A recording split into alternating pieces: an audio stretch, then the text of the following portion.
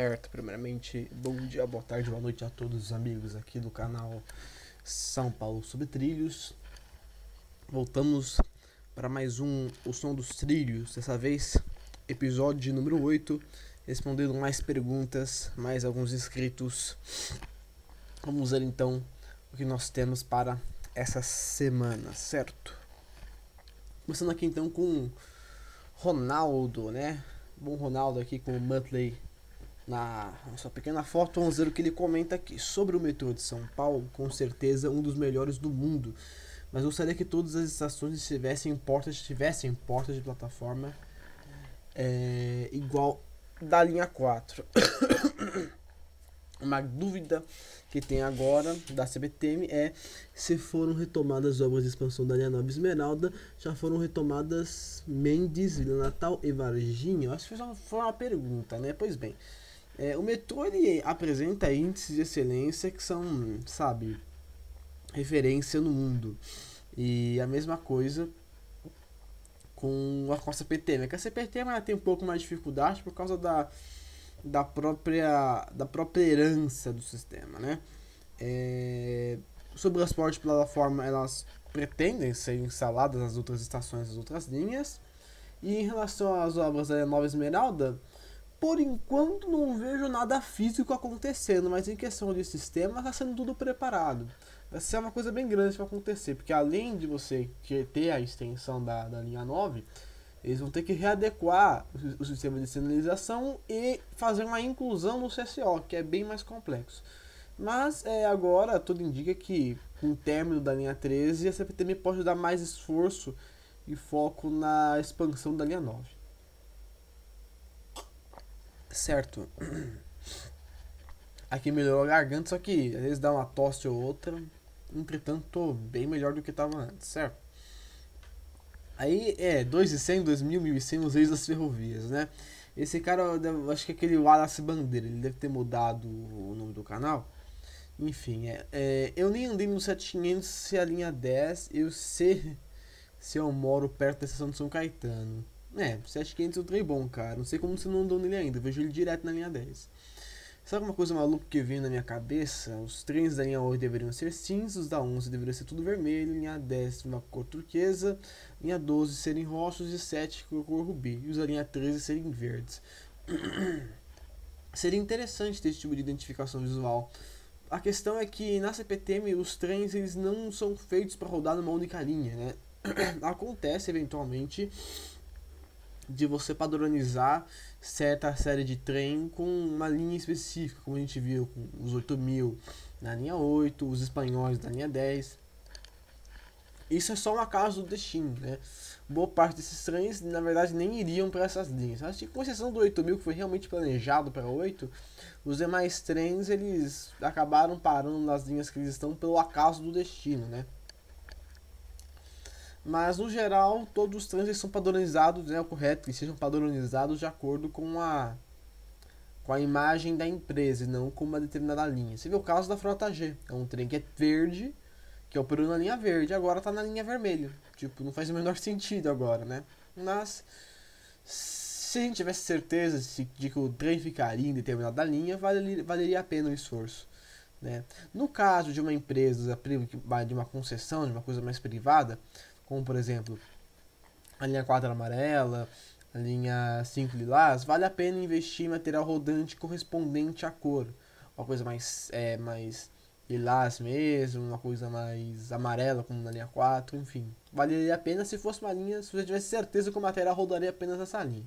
No caso da CPTM, como eles compartilham trens, não tem porquê. Subindo aqui, o Hamilton comenta. Aqui vamos lá. Eu não consigo entender uma coisa. Outro dia eu vi uma reportagem falando que o faturamento do metrô gerado com os ingressos do metrô não cobre os custos e despesas do metrô.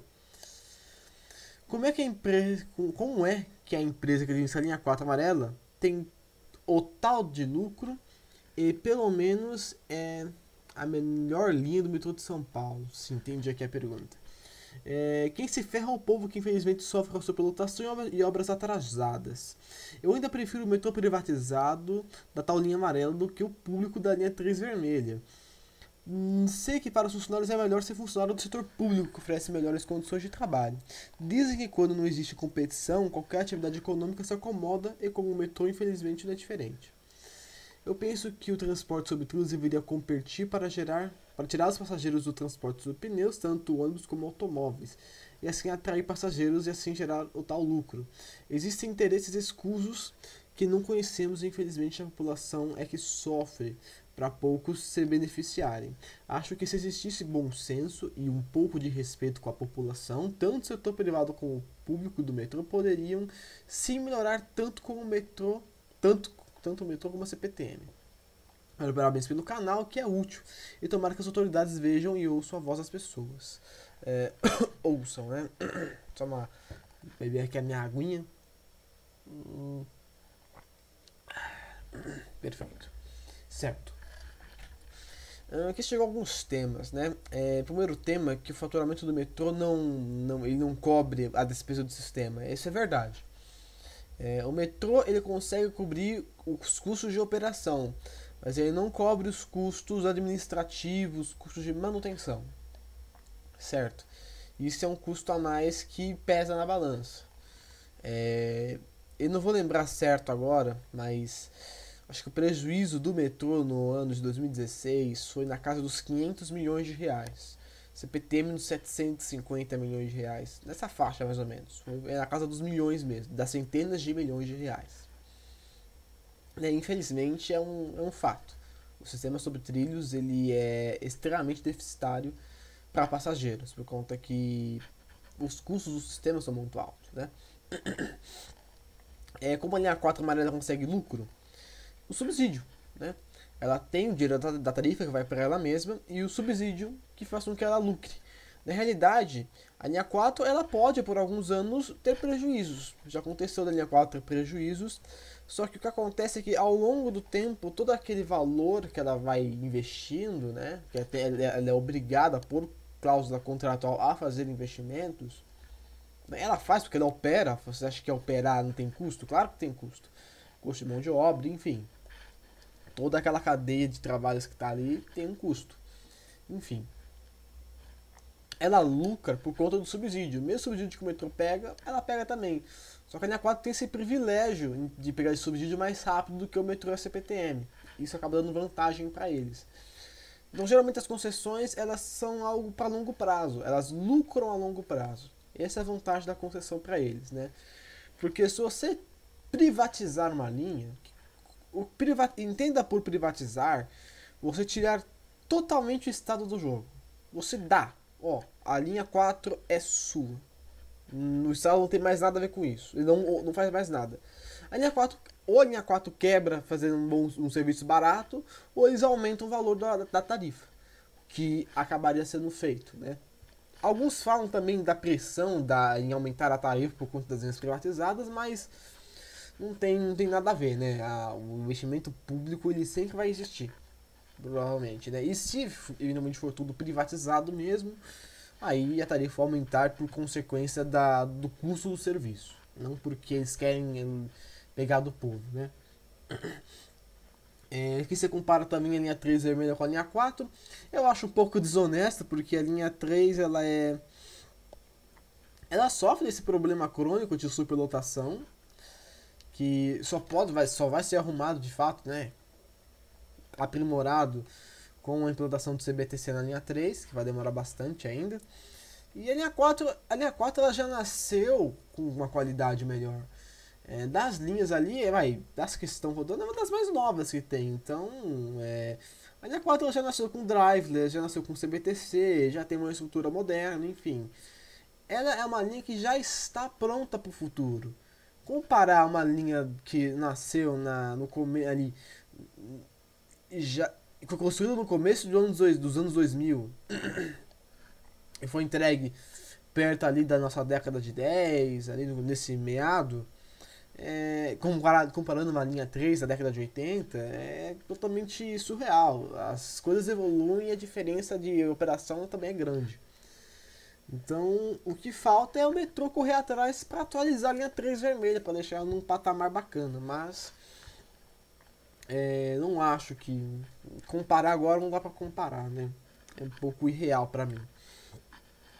A questão dos funcionários, cara, ser funcionário público, eu posso falar até por experiência própria, já que eu trabalho na CPTM, cara, é bem melhor. Tipo, os benefícios que eles te dão é algo que, pra mim, na minha antiga empresa, eu trabalhava mais, ganhava menos e, tipo, e me lascava. Agora eu trabalho um pouco menos, mas eu ganho o benefício de sempre, né? Só que é aquela coisa, cara, o pessoal pensa que a CPT é desorganizada, mas não, cara, eles são extremamente rígidos, são extremamente pontuais com o serviço. Pra quem vê de fora acha que é uma esculhambação, mas pra quem tá lá dentro e de fato conhece a coisa, você vê que eles estão realmente preocupados com a situação. Pelo menos ali dentro eles são bem preocupados. Competição no transporte. Transporte público é uma das poucas coisas que você não deve ver como competição. Sabe? É, não existe essa, pra mim não existe essa questão de você competir com o transporte sobre pneus. Né? Pelo menos o que a gente faz de transporte metropolitano de pessoas, metrô, CPTM, isso não existe. Uma coisa apoia a outra. A rede ela não é feita para competir, sim para se integrar. Se fosse para competir, você não teria integração gratuita entre os modais. A CPTM, no metrô, não teria essa integração. Você teria que pagar para poder passar para o outro lado, como era antigamente. No caso, o que seria uma competição, por exemplo, seria o trem intercidades. Você tem hoje em dia um modal de ônibus de viagem e um trem de longo percurso. Aí sim você vê uma competição, porque esse tipo de serviço é diferente do serviço metropolitano. O serviço metropolitano é um serviço de utilidade pública, é diferente. Um trem intercidades, por exemplo, é um serviço opcional, é um serviço de que não do cotidiano. A pessoa vai quando ela pode ir, sabe? Ela tem a opção do ônibus, do trem, né? No caso aqui, não funcionaria essa lógica, né? Mas é preferível o investimento em metrô, porque hoje em dia o transporte individual está muito. Ele está em grande ascensão. Quanto mais pessoas a gente tira das ruas, melhor para quem tem o seu carro do dia a dia, para quem vai fazer um transporte de algum material, até para os próprios ônibus que chegam a locais que fazem a capilaridade da metrópole poderem circular melhor. Então, na questão metropolitana, não é uma competição, e sim uma integração. As empresas vão ter que encontrar estratégias para viabilizar toda essa capilaridade da metrópole, mas não a ponto de competir para uma querer ganhar mais que a outra. Isso não vai existir. Se existir, pode ter certeza que o sistema vai estar bem, tipo, alguém vai ter que pagar por isso, e com certeza vai ser a gente. Existem interesses escusos que não conhecemos, e a circulação sofre para pouco se beneficiar, né, cara? Vídeos cartéis de trens que nós tivemos aí ultimamente, né? Sempre tem alguém querendo ganhar por trás. Agora que perceberam que metrô dá lucro, né? Aí eles conseguem botar a mão, né? Se esse mundo de vocês com a população, estou privado no metrô poderiam melhorar tanto, né? Sim, de fato, né? A questão do metrô CPT é que ultimamente eles têm ganhado um pouco menos de investimento. E como os sistemas deles são mais antigos, precisa de um investimento maior. A linha 4 ela tem um privilégio já nascer boa, então não tem nem muito o que falar, né? Mas tá aí, né? Agradeço o comentário pelo canal. E sim, cara, o pessoal escuta a nossa voz, só que aí vai depender da vontade deles em fazer alguma coisa diferente, né? Não depende tanto da gente. Na verdade, depende da gente em passar o feedback, mas é eles quem mandam, né? As eleições estão aí e a resposta política vai vir uma hora ou outra. O Rei das Ferrovias aí comenta eu acho que não fazem a linha 18 por causa de Ribeirão dos Meninos, que é muito fedido. E acho que ia receber muita reclamação por causa do cheiro do rio. Olha, a linha 9 tá ali no Rio Pinheiros e ninguém reclama muito, né? Mas não, cara, não fazem a linha 18 por causa que ainda estão trabalhando com as desapropriações. A É justamente o contrário da linha 6, né? A linha 6 ela não consegue fazer a linha. A linha 18 consegue fazer a linha, só que o governo não liberou o espaço. Aí complica um pouco. A CPTM não preserva os trens, vai sucatear tudo. É. Ela deveria preservar um trem de cada série, ainda concordo com esse fato. Infelizmente, ela acaba vendendo. Não é errado, ela faz um leilão e vende os trens, né? É triste, né? Porque é a história que se perde. Infelizmente, é uma realidade cruel. Comenta de novo aqui, a SPTM não tem obras nenhuma só da linha 13 em Nova Estação de Francisco Morato. Depende, cara. A CPTM faz muita coisa, só que as pessoas não veem.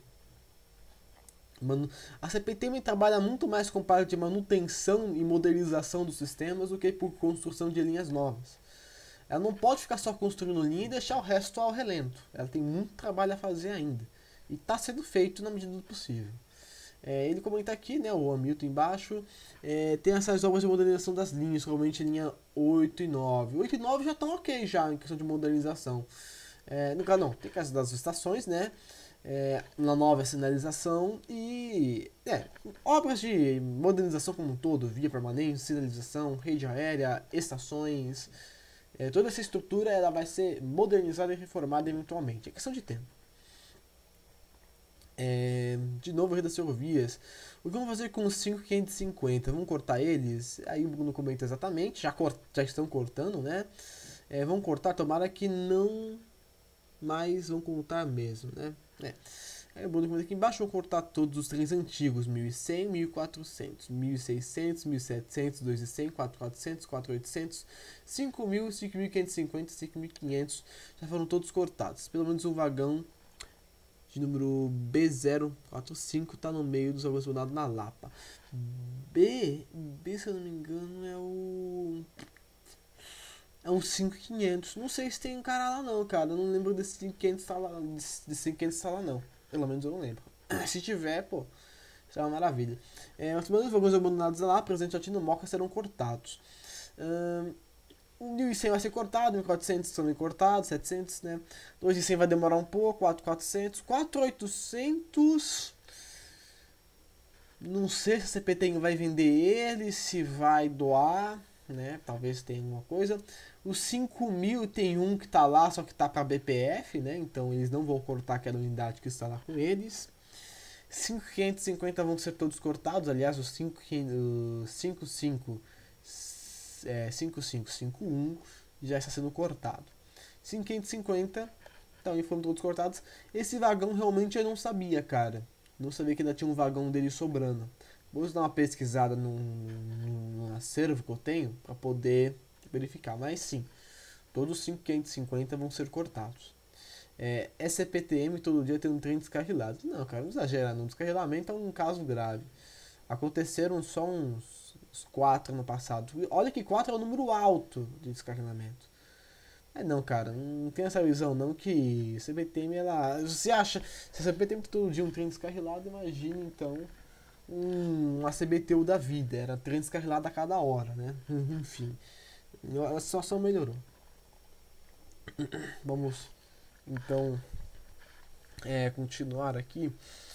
De novo ele comenta: a CPTM é tão burra que tinha que colocar os 200 que são regionais em linha metropolitana. Não deveria ter pegado os 200, deveria pegar outros trens, já que eles dão falhas em uso metropolitano. O Alice comenta aqui embaixo, o Bruno, né? 200 dá falha no padrão vermelho também, já pegou fogo e colidiu também. Tô falando que esses trens não são metropolitanos e pega fogo por causa de ficar parando toda hora. Não é regional e ele é feito para longas distâncias. Fica parado porque dá falha. Esse trem é ruim para uso metropolitano. A questão do 2.100 é a seguinte: a CPT pegou o 2.100 porque ela pegou de maneira meio que emergencial. Ela comprou um trem usado, pra falar a verdade. O 2.100 era um trem usado. Por que ela comprou? Porque os caras precisavam de material novo. A CPTM naquela época estava num estado tão catastrófico em material rodante que ela pegou o 2.100 mesmo. Na época, quando o 2.100 veio pro Brasil, ele era um trem excelente, excelente mesmo, sabe? Ele rodou na linha 11, ele rodou na linha 8, rodou na linha 9. Rodou até na 7, só que na 7 ele não teve um bom desempenho. Mas enfim. Em 2.100 no começo ele foi um ótimo trem. Acontece que o tempo passou, a CPTM evoluiu no material rodante, comprou um material rodante mais condizente ao padrão de serviço que ela presta. E o 2.100 está chegando na sua idade crítica, já está com 40 anos nas costas, é um trem da década de 70 e vai começar a dar falha. Ao invés de fazer uma revisão geral mais grosseira, agora não adianta mais nada. Estão esperando os trens novos chegarem, realocar os outros trens para a linha 10 e, consequentemente, ir cortando os 2.100. Infelizmente, a era do 2.100 já acabou. Ele vai ser cortado e, infelizmente, é isso, né? Mas, enfim, as falhas são consequência da própria vida útil do trem. Não porque eles são ruins, né? Mas só recapitulando, eles vieram por conta da falta de material. Por ser um trem usado, provavelmente mais barato, é mais fácil para eles poderem renovar a linha. Quando eles vieram bonitinhos, cara. Pena que hoje em dia estão pedindo arrego. Transfilma 5000. A linha 3 vai ser integrada com o aeroporto por túnel ou por passarela. Aí o Ronaldo comenta que por ônibus, infelizmente, graças à incompetência da GRU Airport. Que porcaria, quanto tempo de ônibus mais ou menos? No projeto original do governo até iria, mas a concessionária GRU Airport não deixou os trens irem até os terminais 2 e 3, a estação aeroporto ficará mais próxima do terminal 1, ou menos movimentado. Certo. Pois bem, né? A linha 3 vai ter a passarelinha ali que vai levar até os ônibus, serão ônibus articulados que vão passar de meia em meia hora, certo? Como já relatado, a GRU Airport, que é a concessionária do aeroporto, ela não permitiu que o trem da CPTM parasse nos terminais 2 e 3, que são os terminais principais, por conta da construção de um shopping. Foi prometido um people mover, uma espécie de monotrilha, um trenzinho com 2 vagões, para poder fazer o transporte dos passageiros até o local, como acontece, por exemplo, na Transurb, lá no Rio Grande do Sul. Só que não saiu também, vou fazer o serviço por ônibus só para não deixar ao relento. Tempo de ônibus de viagem, acho que 10 minutos no máximo, não é algo que vai ser muito grande, não. Pois bem, continuando aqui, Renan Pedrogan pergunta: segundo os futuros projetos, a estação Campo Belo teria conexão com a linha 5 Lilás, linha 17 Ouro e teria mais uma conexão com a linha 19 Celeste. Mas ainda não citam essa integração. Será que houve alguma mudança? Fiquei sabendo que a linha 19 já estava em estudo de projeto. Existe alguma mudança? Sou usuário da linha 12 Safira. Terá novas estações futuras? A linha terá novas estações futuras? Certo. Campo Belo. Campo Belo, por enquanto, só se prevê a integração com a linha 17, né? Tanto que já está sendo construída a passarela de integração, que vai sair ali de baixo. Vai ser quase o mesmo esquema que acontece com o monotrilho. Ela sai de baixo da estação no subterrâneo e sobe por uma passarela até chegar no monotrilho. Vai ser bem nesse estilo mesmo. A linha 19 está em estudo. Como é uma linha que é relativamente nova, e ela também não está no mapa ainda do metrô para construção. Mas se ela vier a ser construída, vai ser feito todo um projeto de integração. E já deve estar pensando em algum espaço especial, né?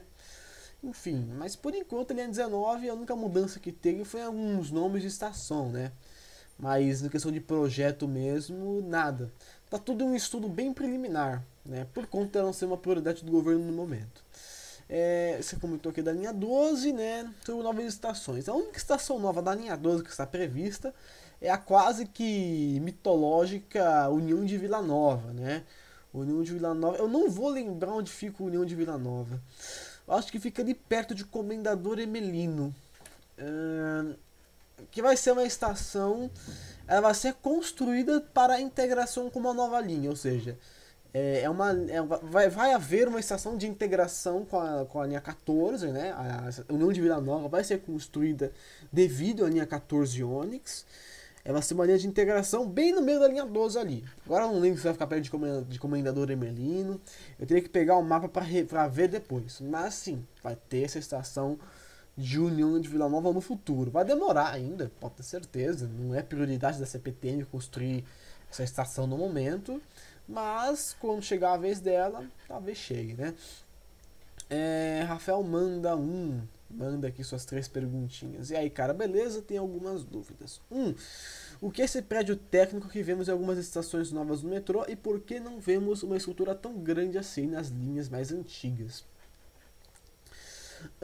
Pois bem, o prédio técnico geralmente onde fica gerador, onde tem um pessoal trabalhando ali, uma coisa mais de manutenção, né? Dificilmente ele fica com um escritório, fica com umas coisas ali bem básicas, mas eu vejo esse prédio técnico mais como um conjunto de salas, como xarifados, sistemas elétricos, sistemas de controle da estação como um todo, né? É um prédio de suporte, basicamente. As estações antigas também têm prédios técnicos, só que eles ficam meio que implantados. Ou ficam em salas restritas, porque as estações, por exemplo, a luz, você vê ela como um corredorzão e tal, mas às vezes você vê uma porta escondida na estação, que você acaba entrando num outro lugar, num buraco ali escondido, e você vê que é bem maior. A estação, na verdade, é bem maior do que você consegue ver. É que no metrô ela tá bem escondidinha mesmo, né? Mas, no geral, é onde fica o sistema de controle hidráulico, elétrico, itens para manutenção, escadas, enfim, toda uma série de sobressalentes serve mais para manutenção e às vezes controle de algum sistema na fonte propriamente dita. 2. Sobre o prédio técnico que está sendo construído na Estação Santa Cruz, lá será o CCO da linha 5 ou terá mais um prédio técnico? Atualmente o CCO é lá em Capão Redondo, se eu não me engano. A gente tem Guido Caló, que vai servir como área de manutenção, talvez tenha uma parte do CCO lá também. Santa Cruz também talvez tenha uma parte ali de CCO, né? Tem um sinótico ali, uma equipe especializada, enfim. É que os prédios técnicos, dependendo do prédio, ele tem uma função muito mais institucional, então depende muito. Mas talvez tenha sim alguma coisa relacionada ao CCO. Mas até onde eu sei, atualmente o CCO é lá em Capão Redondo. Sobre a linha 13 da tecla BIM, como isso seria feito? Ela andaria em paralelo com a extensão da linha 2? Não, ela segue pela linha 12 ali, depois ela vai seguir um caminho diferente, né? Ela não segue em paralelo, ela vai um pouco mais para dentro. Acho que ela pega a linha 10 também. Ela pega a linha 10, certo? Se não me engano, ela cruza com a linha 10 lá em. Eu não sei se vai ter estação São Carlos realmente, mas acho que se ela cruzasse, seria a estação São Carlos. Mas ela vai um pouco mais. Vai, a linha 2 ela pega mais ao leste. Ela fica um pouco mais interna, mais a oeste ali, né? É que teria que pegar um mapa pra você ver, mas ela fica. Ela faz um traçado diferente. Semelhante, mas diferente. Aqui é o nosso clássico Johnny Viana, fazendo sua pergunta. Cara, só 5 dias, pô. O pessoal não tá comentando mais no meu canal. Que bagaça é essa aqui, né? Enfim, se ele fez as boas perguntas, vamos ver então que a gente pode falar sobre isso. Já existe na Austrália um tipo de metrô de 2 andares, tem maior capacidade para pessoas sentadas. Você acha viável em São Paulo? Não é viável em São Paulo por causa do seguinte, né? Primeiro que os túneis do metrô são pequenos, são estreitos, então você teria que fazer toda uma reforma de engenharia, seria totalmente inviável. E dois, esse metrô aí da Austrália, né? Acho que foi Nova Zelândia, na verdade, não lembro direito, mas enfim. Se você perceber, ele é todo poltronado. O metrô de São Paulo, na hora de pico, ele registra uma média de 8 usuários por metro quadrado. Você acha que teria espaço para toda gente ali num trem poltronado? Com certeza não, mesmo que fosse 2 andares, né? Não é feito, além de ter sobrepeso na estrutura da caixa. O piso de cima com certeza iria ter uma certa. Poderia entrar em colapso em um momento. Então eu não acho que é viável esses trens aqui em São Paulo. Seriam viáveis em trens de viagem, longo percurso, aí sim é viável, o pessoal vai sentado, mais pessoas e é bacana. Compensa, né? Agora, nessa questão de metropolitana aqui, não esquece, não tem como. Obviamente uma nova linha, né? Já que existente, não seria possível devido a mudança de espaço na passagem, com certeza. E uma nova linha que fosse um luxo, por exemplo, uma linha 13 com trem expresso seria interessante. Pegar da Luz até o aeroporto com um trem especial. Seria bacana, mas nas linhas atuais tem a mesma explicação da lotação. Mas eu acho difícil que em São Paulo aconteça, só se for em trens de longo percurso. Aqui na metrópole é difícil. 2. Não sabia que existia um trecho aberto ali de Varginha a Alto da Serra. Tem, cara, tem um trechão aberto, né? Agora deve estar só no mato, né? Mas tem aberto sim, cara. Você pegar um mapa ali, pegar um Google Maps da vida, tu consegue ver claramente ali os cortes na terra ali, os taludes, cara. A Sorocabana fez todo um talude ali nervoso, certo? É, ele passa pelo Rodoanel Sul, tem um trecho da Flamengo que passa pelo Rodoanel Sul. É uma ponte, só que não tem mais trilhos, né? Alguns lugares ainda tem trilhos, certo? Mas é aberto sim. Vai até Evangelista de Souza e esse trecho ele era eletrificado, tinha rede aérea saindo ali entrando na linha nova lá em Jaguaré, descendo até o pé da serra, cara, era tudo eletrificado. Só que era uma linha singela, ou seja, era uma linha única, não era duplicado, era só ida, né? Esse trecho ele foi desativado em 2001, se eu não me engano, né? O último trem de carga passou lá em 2001 e em 2004 os trilhos foram removidos pela, eu não lembro se era, acho que pela Ferroban, não era a LL na época. 3. Quais linhas existentes em expansão serão prioritárias para o ano de 2019?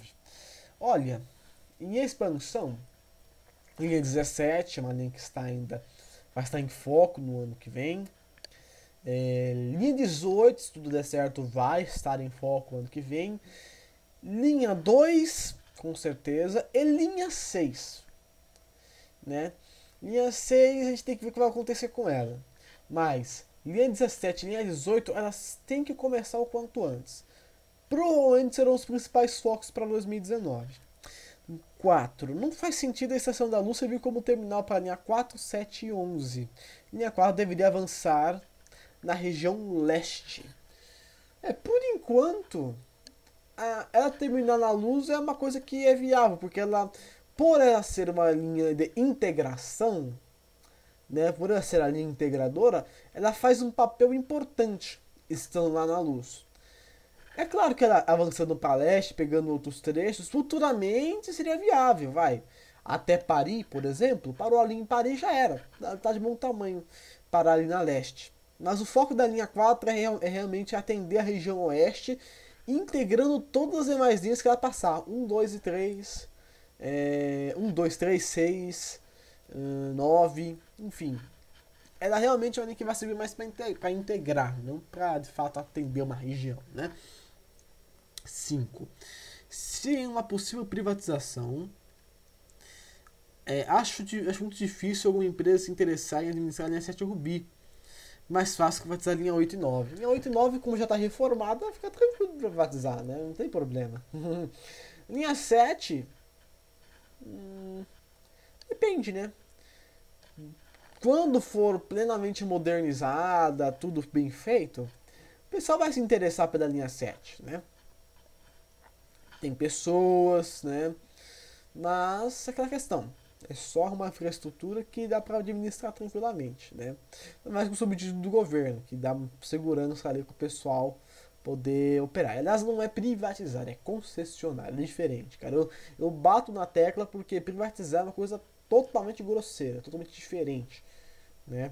Que eu não apoio. Apoio concessão, não privatização, né? Região de Bom Sucesso e Pimentas deve ser atendida pelo trem da linha 13 Jade. São bairros de Guarulhos com enorme densidade populacional e com demanda reprimida. Pimentas talvez não, mas Bom Sucesso com certeza. A gente tem um plano de extensão da linha, vai ser estendido e provavelmente sim, esses trechos serão servidos por um trem, né, para atender o pessoal que vai deixar de pegar os clássicos ônibus que passam pela Dutra, né, assim aliviando e diminuindo o tempo de viagem. 7. Já que a linha 13 será inaugurada no dia 31 de março, qual será a frota apta para operar na fase inicial? Já tem composições realizando testes? Acho um cronograma meio apertado. A frota vai operar na fase inicial a ser 9500. Já tem um trem realizando testes, não na linha. Foi feita uma remoção de um trem da linha 7. os 9.536 foi retirado da linha 7 para fazer testes na 13. Então é capaz que em breve nós já vejamos algumas movimentações de trens na linha 13 já, de certo? O cronograma é apertado. Ele é apertado, mas tipo, ele vai operar só no final de semana. Em 4 horas por semana, né? Por dia ali. Bem pouca coisa, né?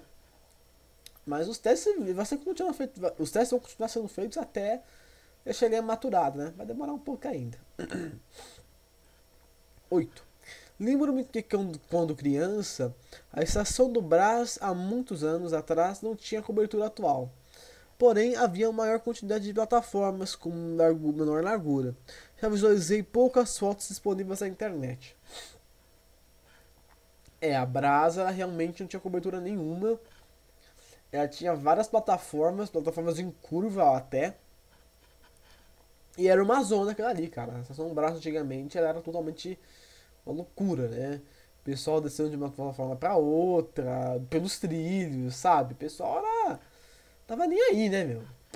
O Brasa antigamente, né? Antigamente Roosevelt, né? Vou falar pelo termo correto. A antiga Roosevelt era um caos, né? Infelizmente, né?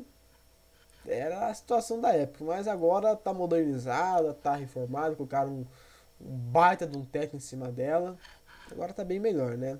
Brás virou um lugar bacana, cara. Quem vai lá realmente sente a diferença do que era antigamente. A estação Júlio Prestes tem uma boa demanda. Já fui lá 4 vezes, observei, a estrutura lá é bem antiga. E sendo uma estação tombada, uma parte da estação não pode se utilizar. Certo. Júlio Prestes tem boa demanda? Não. Atualmente não. Antigamente até tinha, mas hoje em dia como você para em Barra Funda, cara, Barra Funda é o grosso. Júlio Prestes é um terminal segregado, é uma exceção à regra, né? Mas até devido a essa Cracolândia que tem lá, acho que os usuários não preferem parar ali, né? Preferem parar em algum lugar no metrô, mas ali não é muito bom parar não. Enfim, ela é bem antiga, de fato, é uma estação tombada, a estação não pode ser utilizada. Pode ser utilizada sim. A questão é que, como no outro lado a gente tem a Sala São Paulo, eles criaram um muro de vidro acústico para impedir que o barulho do trem interferisse no, no som da sala ali, né? Entretanto, toda aquela estrutura, desde a Gare até a Sala São Paulo, é a mesma estação. Não muda nada, porque ali onde é a Sala São Paulo era o prédio administrativo da Estrada de Ferro Sorocabana. Né? Não muda nada, só que agora eles separaram os setores porque a Sorocabana não existe mais e os prédios administrativos da CPTM estão em outros lugares. 10. Portas automáticas das plataformas de dotação da TI estão com muitos problemas. Eu sinto sim várias vezes um desalinhamento profundo nas portas de plataforma em tamanho da TI. Se elas estão dando problemas, eu não sei. Pelo menos eu não lembro elas darem problemas. Uma vez eu sei que ela deu problema, ela estava abrindo a porta ali, né? Uma vez que o sensor não detectou o trem chegando, né? Aí abre a porta do trem, mas não abre a porta da plataforma. Aí tem que chamar o funcionário para entrar lá no PCM e ativar manualmente. Se continuar assim, tem que ficar alguém lá, deixar só as portas abertas, enfim. Eu lembro que estava acontecendo um problema desses na linha 5, né? Na linha Adolfo Pinheiro e na linha 15. Essa última sexta-feira eu tava lá e deu problema nas portas de plataforma. Mas continuando. 11. Qual era a demanda da extensão operacional de Paranapiacaba? O trecho era escasso, média de usuários. Qual era a foto que escolava nesse trecho? Por que não retorna? Já que poderiam atender ao menos em horários específicos. A linha 10 não aumentou nenhuma estação, tiraram Pirelli e Barra Funda depois dos. Certo. A demanda da estação de Paranapiacaba era um ridículo 100 usuários por dia.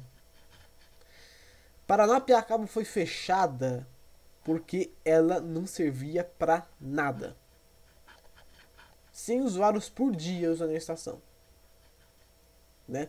Campo Grande então nem se fala. Você não embarcava em Campo Grande, você descia em Campo Grande. Descia para fazer piquenique ali. Mas de resto não tinha nada na estação. Era um canto vazio. Enfim, os trens que operavam lá, 1100, 1400, 1600, o Tang operou lá, em Paranapiacaba. As Litorinas, acho que série 141 ou 144, não vou lembrar, mas as Litorinas elétricas operavam lá pela CPTM, trens com, com assentos, com poltronas, certo? Poltronado, bonitinho, certo? A linha foi cortada, né? É porque não retorna, né? Por causa que, além de ter, pelo menos em horários específicos, ela não retorna porque tem pouca demanda, não compensa ser uma linha eletrificada, certo? A linha era eletrificada, eram 10 quilômetros para 100 pessoas. Que droga, né?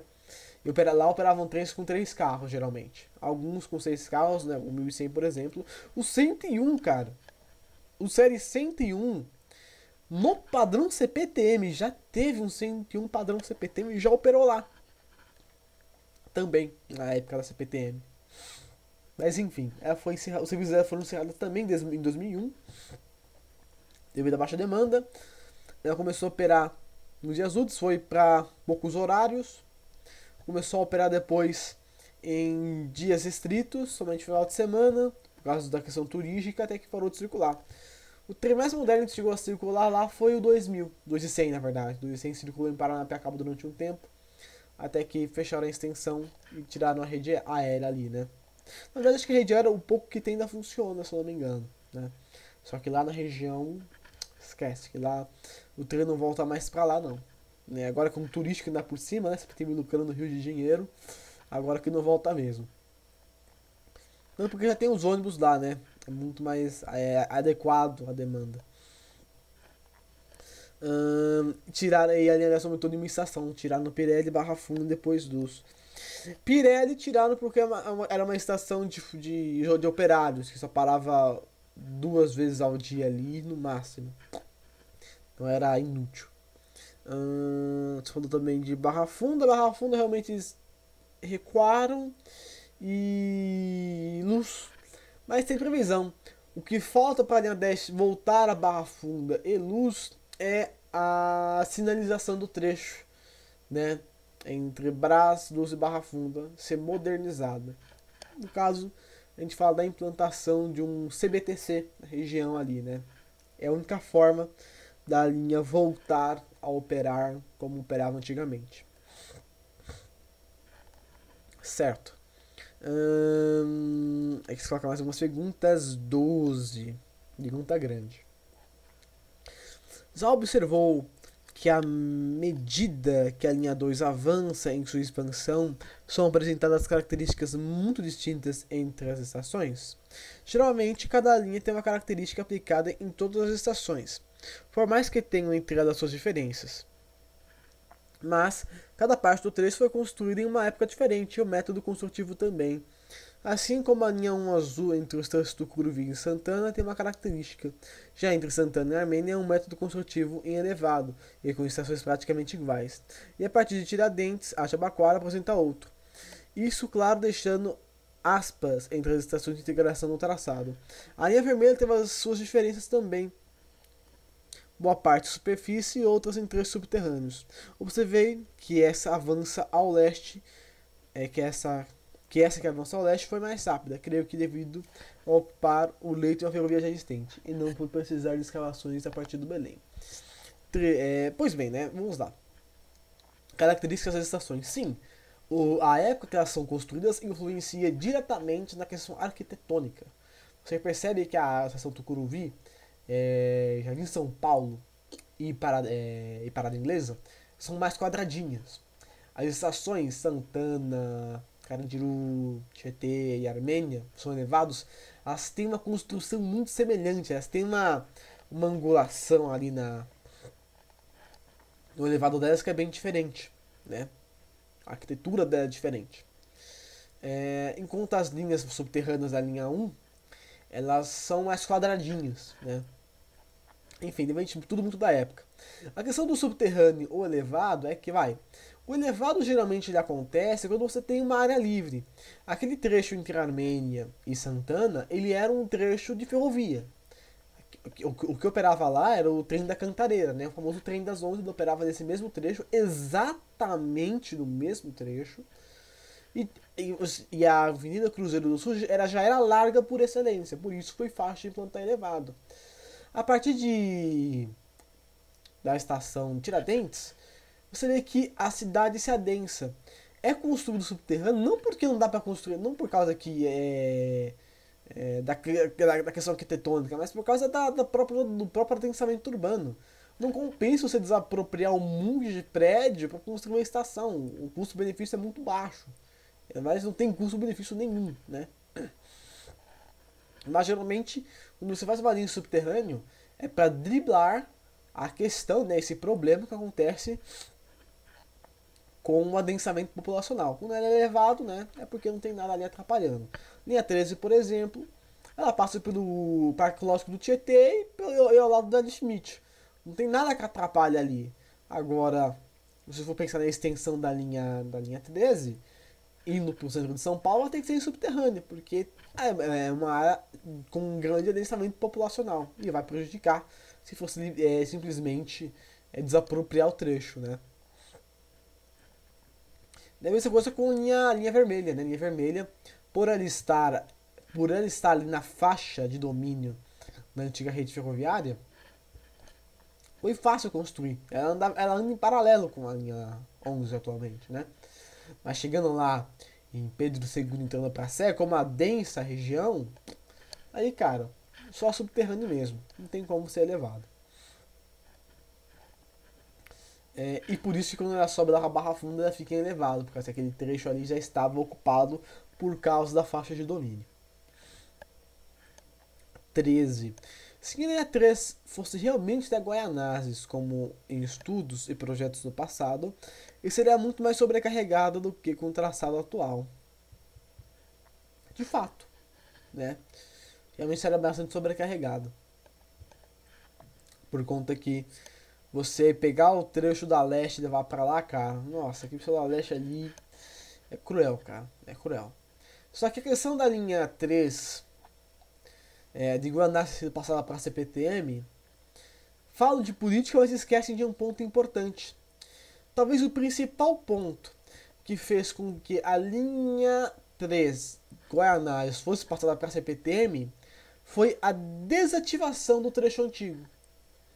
Porque chegando em Arthur Alvim, ela dava uma curva, subia para parar em Itaquera, 15 de novembro, e descia para Guaianazes de novo.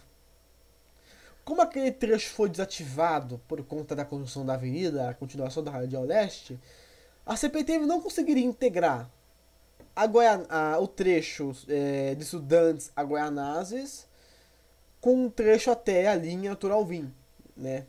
Então, resolveram ceder ali o trecho, tranquilo, até porque a CPTM, o metrô, não teria condições de operar até ali, cara. Acho que seria muita coisa. Mas, para a CPTM foi viável. Tanto que, até nas estações que dão bolsos da Bonifácio, você vê ali, talvez o que seria um molde de algum terceiro trilho ali. Uma estrutura muito semelhante. Parece um guarda-rei, mas não, acho que não é não. Parece muito uma estrutura de um terceiro trilho. Enfim, eu acho que o que de fato fez com que a CPTM pegasse Guaianazes foi justamente a desativação do trecho antigo. Aqui eu acho que foi fundamental para que a CPTM operasse esse trecho. Mesmo que tenha sido construído pelo metrô, né? Ficou daquele jeito. E realmente, né, cara? Guaianazes é um caso crítico. Foi uma estação construída de maneira errada. Ela não suporta a demanda que tem. Uma estação muito estreitinha, cara. Ela tem duas plataformas muito estreitas. Ela deveria ser alargado, cara. Você sair de Guaianazes, você sair do trem Guaianazes do horário de pico é horrível, cara. É horrível. Sabe? É um corredor polonês entre o trem e uma parede. Parece uma coluna no meio ali, cara. É horrível. Aquilo tem que ser reformado urgentemente. Na minha opinião, é algo que foi um erro de projeto. 14 e 15, né? Vamos lá. Em relação ao meu comentário sobre a extensão da linha nova até Varginha, achei uma imagem da estação com obra parada. Aí você pegou aqui, eu observei também como era antigamente a linha 9, há décadas atrás, na estação Primavera Interlagos. Que diferença? Vamos ver aqui então as imagens. Sindicato dos Bancários Financiados de São Paulo, sei lá, não é bancário, enfim. Dois protestos contra abandono da porta CPTM, né? Bom, em si o sindicato vai sempre criticar por causa da gestão. Pode ter certeza que se fosse governo de esquerda, eles não criticariam. Essas aqui são as obras paradas da estação, né? Infelizmente. Só que essa imagem aqui, é um pouco antiguinha, cara. O que eles fazem aí nessa estação é basicamente trabalho de capina, cara. É triste que seja desse jeito, né? Realmente é triste. E outra imagem que você postou aqui cadê? Que diferença, né? Vamos ver aqui a imagem do Skytrooper City. Linha 4, São Pinheiros. Bem no começo, né?